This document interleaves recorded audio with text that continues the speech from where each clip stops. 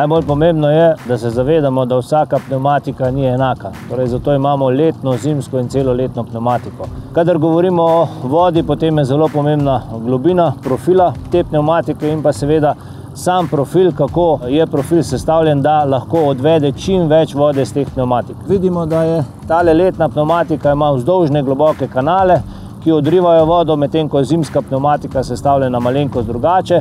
Podobno je sestavljena kot zimska tudi celoletna pnevmatika. Treba se pa tudi zavedati temperatur podlage, po katerih vozimo v nekih ekstremnih temperaturah, ko imamo neke hude, bom rekel, nalive, takrat temperatura vemo, da pade. Letna pnevmatika ne more doseči temperature, ki je optimalna za njo, zato je teoretično podhlajena, kar pomeni, da je zavorna razdalja pri takih pogojih daljša, kot na suhi podlagi seveda.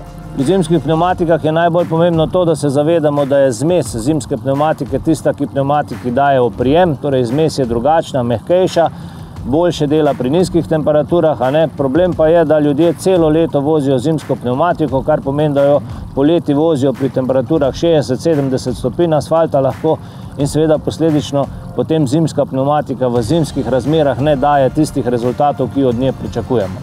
Vsekakor je najbolj pomembna, kot smo tukaj spoznali, globina pnevmatike, zato mi vedno rečemo, naj bojo na avtomobilu 4 enake, približno enake pnevmatike, najmanj kot 4 mm profila. Seveda tudi starost igra pomembno vlogo pri pnevmatikah, pa vendarle se moramo zavedati, da starejša kot je pnevmatika, slabša je, zato moramo temu primerno prilagoditi hitrost in pa seveda posledično varnostno razdaljo.